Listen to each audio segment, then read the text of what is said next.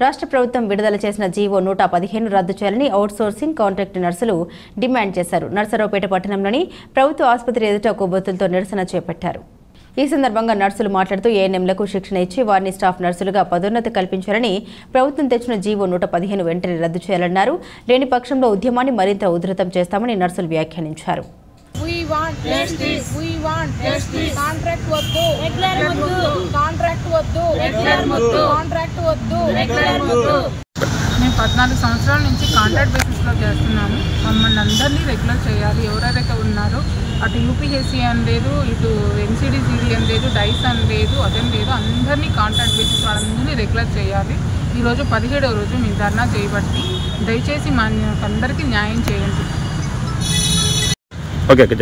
పల్నా district Narasaraopet అండి. Contract staff నర్సెస్గా ఇవాళ 15 రోజు మేము స్ట్రైక్ చేయడం జరుగుతుంది. మేము 15 రోజుల నుంచి స్ట్రైక్ చేస్తున్నా కానీ ప్రభుత్వం దగ్గర నుంచి ఎటువంటి రెస్పాన్స్ లేదు. ఎందుకనో మాకైతే అర్థం అవ్వట్లేదు. మేము చేసే నర్సింగ్ సర్వీసెస్ని ఎవ్వరూ గుర్తించడం లేదు. మేము ఎప్పటి నుంచో గత 15 సంవత్సరాల నుంచి కాంట్రాక్ట్లో వర్క్ చేస్తున్నాము. మా సర్వీస్కి కానివ్వండి, మేము చేసిన సేవలకు కానివ్వండి, కోవిడ్ లాంటి విపత్కరమైన సమస్యలు వచ్చినప్పుడు కూడా మేము ముందుండి సర్వీసెస్ చేశాము. మాకు ఎటువంటి న్యాయం జరగడం లేదు.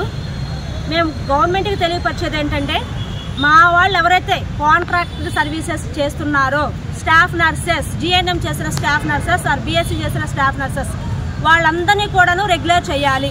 మా ఫస్ట్ మేము కోరుకునేది అదొకటి మాత్రమే, మీ దగ్గర నుంచి మీకు వీలైనంత వరకు మీకు ఎలా చేయాలనిపిస్తే అలాగా. మేము సర్వీసెస్ అందరం కూడాను 60 years దగ్గరలో ఉన్నవాళ్ళం ఉన్నాము. ఏజ్ ప్లస్ 45 అబోవ్ ఉన్న వాళ్ళు కూడా చాలా మంది ఉండడం జరిగింది.